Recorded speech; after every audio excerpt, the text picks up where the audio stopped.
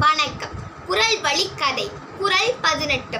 சிறப்போடு பூசனை செல்லாது வானம் பறக்குமே வானோருக்கும் ஈண்டு அப்படின்னு நம்ம திருவள்ளுவர் ஐயா எழுதியிருக்காங்க.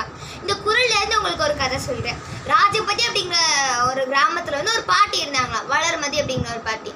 அவங்க அந்த ஊர்ல மழையே பெய்யாதா, ரொம்ப பஞ்சமா இருக்குமா.